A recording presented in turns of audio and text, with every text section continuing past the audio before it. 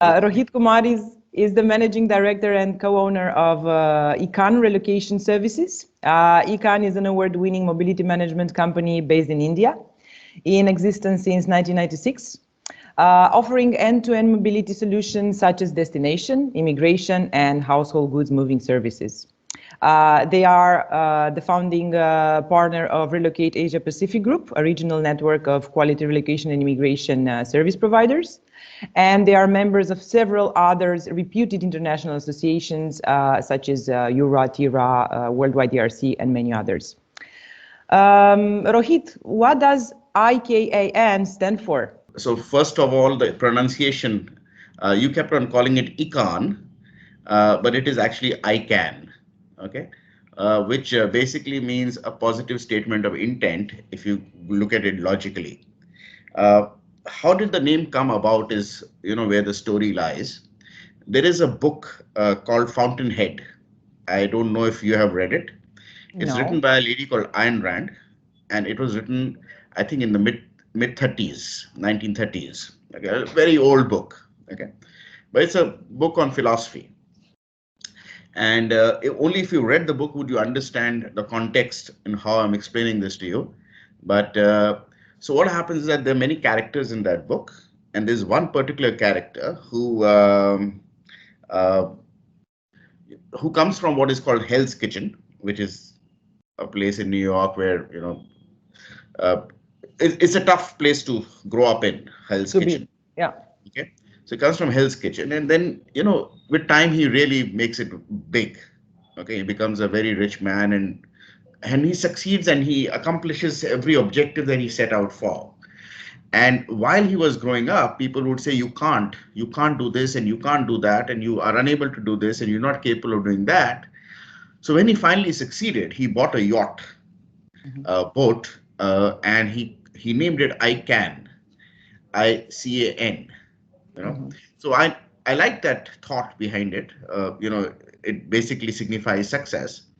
And but the problem is I could not call it ICAN, ICAN. So I did turn the C into a K and showed it in an abbreviation form so that there's some mystery around it. So anyway, so that's the story behind ICAN, the company, and the brand that came into being. That's a very good story. That's a very good story, Rohit.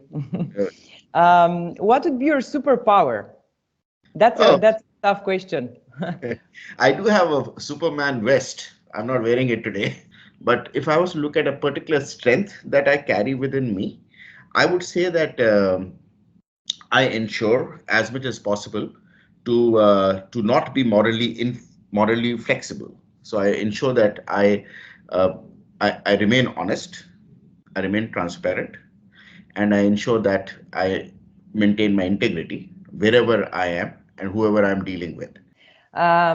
Rohit, what is ICANN's relationship with technology? Because I know you have developed several products and tech products. Yes, we have had a sincere focus on technology since we were reborn in 2008.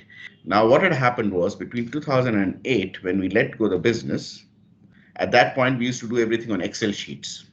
And when we reappeared on the scene in 2016, everything had changed. Okay. Now, when we came back into the second innings in 2016, we were presented with an option of buying technology off the shelf, and there were some people who were selling database management systems for our relocation industry. But when we looked at those technologies, we realized that majority of them were either Europe based or Europe focused, or did not have all the features that you would need in a tech tool. Coming from India, we realized that technology is something that we should be able to build ourselves. After all, India is considered a superpower of technology. True. So we took that decision. It was a bold decision because we are just coming back as a company. We didn't have the resources, so to speak. We had not generated the resources, so to speak, to build tech tools. But we went headlong into that. It's a risk we took, and it worked very well. And after the first success, which is of iTrack, which is a database management system, after that it just became part of our DNA, so to speak. What is your secret vice, Rohit? I feel, in my opinion, that the biggest weakness I carry is my inability to wake up early in the morning, get out of the bloody bed, and go for a nice long walk or go for a run. I feel very lazy when I get up in the morning. And if I was to overcome this weakness or this vice, so to speak, um, and that's a secret vice, by the way, because Mhm. only I know I get up. I have trouble waking up in the Now morning. everybody will know. Now everybody will know. Or the person who's sleeping next to me. But yeah, otherwise, like I smoke sometimes, so that's a vice is visible to everyone. But this particular one, if I could overcome this weakness and start my days earlier, go and exercise, move around a little bit more than I usually do, it will certainly make me a healthier, much more healthier person than I currently am. So that, in my opinion, is my secret vice. Rohit, if you hadn't been the managing director, the co-owner of ICANN, if you hadn't been in this business for so long, what other career profession would you have chosen for yourself? Oh, great. No, so since I was a child, I wanted to be an officer in the Indian Defense Forces, and that was always my dream. And I come from a family which, with everybody in that family, all members of the family being associated with defense in some form or Mhm, other. My mhm, father was a defense officer. My grandfather was a defense officer. All my uncles are in the defense. My brother is a mhm. colonel in the Indian Army, and so on and so forth. So that was a career that was made for me. It was meant to be that. Okay. And when I look back in time, um, it, if I was to do anything else besides what I do currently, it will probably be the armed forces of this great country.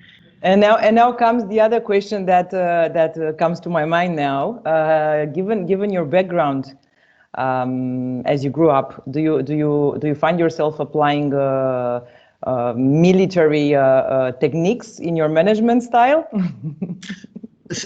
I do sometimes. Okay, I do.